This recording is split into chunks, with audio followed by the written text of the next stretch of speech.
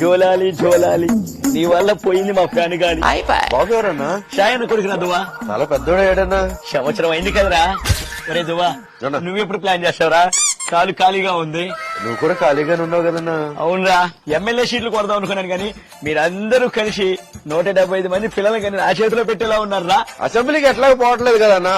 ఇలా పిల్లలతో అన్న కాలక్షేపం చెయ్యి. నీకు మాత్రం కాలక్షేపంలా ఉందిరా, నాకు మాత్రం శాపంలా ఉంది. అరే ఏడవకురా, నీ ఏడుపు చూస్తే నాకు ఏడుపు వస్తుంది. షాయన్న శాంతి బయటికి పోతూ కొడుకు నా చేతిలో పెట్టిపోయారురా. అరే మీరు తీసుకోరా. ఈ బయట జనాలందరూ షాయన్నకి డీఎన్ఏ టెస్ట్ చేయాలి, డిఎన్ఏ టెస్ట్ చేయాలంటున్నారు కానీ ఒక్కసారి వాడు మొహం చూస్తే తెలియటం లేదా?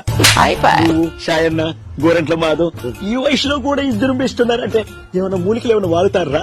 దానికి కావాల్సిన మూలికలు కాదన్నా, మూలికలు. నీకు ఉన్నట్టున్నాయిగా టన్నులు టన్నులు. ఇంటికెళ్ళు, నీ భార్య బిడ్డల చేతిలో టన్నులు టన్నులు.